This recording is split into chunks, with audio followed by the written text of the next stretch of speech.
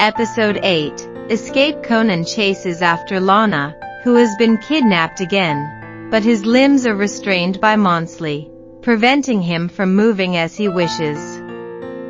Despite this, he somehow manages to cling to the barracuda, but eventually gets swept away. In front of the fleeing barracuda, the battleship gunboat with Lepka aboard arrived. Dice tied Lana to the tip of the ship, thinking that this way she wouldn't be noticed and could not attack. However, the gunboat was unaware of this and kept firing its cannons. "Hey! Lepkar! Don't shoot! Rena is here!" No matter how loudly Dice shouted, there was no way it could be heard. Giving up, Dice turned the barracuda away in the opposite direction and fled. Conan. Rana, who had been searching for Conan while still tied up, spotted Conan swimming ahead. Conan noticed Rana too and clung to the barracuda once more. However, he was once again on the verge of being swept away. "Conan, hold on. I'm coming." Rana bit through the rope forcefully, boarded the landing craft of the barracuda, escaped, and rescued Conan. Immediately after the two left the barracuda, a gunboat arrived and Dice was captured. Then Lepka fired at the fleeing landing craft with a cannon. He never expected that Rana was on board. Boom! The two sank to the bottom of the sea along with the ship. Miraculously, the two were unharmed, but Conan was trapped by handcuffs caught in the wreckage of the ship and sank without being able to move.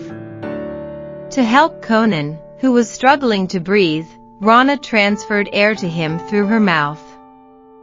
At that moment, even though Conan was underwater, he could clearly hear Rana's voice. "Conan, live! Live! Live!" Finally, Rana exhausted her strength and fell down.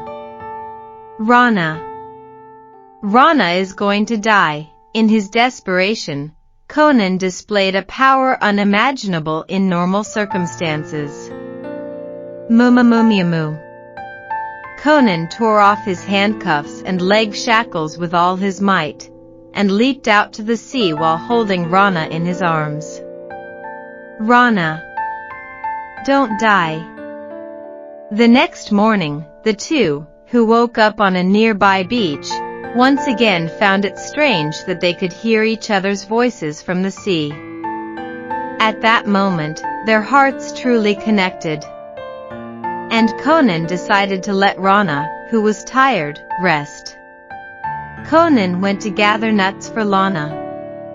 He squeezed the juice and gave it to her to drink.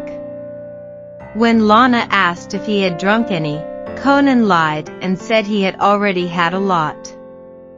In fact, Conan had not drunk a single drop, he had squeezed it all for Lana. That night, in a daze, Lana heard Dr. Lau's voice. The next day, carrying Lana on his back, Conan started running toward the direction of the voice in the desert. To be continued. Next time. Preview. What they arrived at the end of the desert was a workshop for raising a sunken ship. There, the two are treated roughly by a man named Patch. Will Conan be able to protect Lana next time? Salvage ship. Please look forward to it.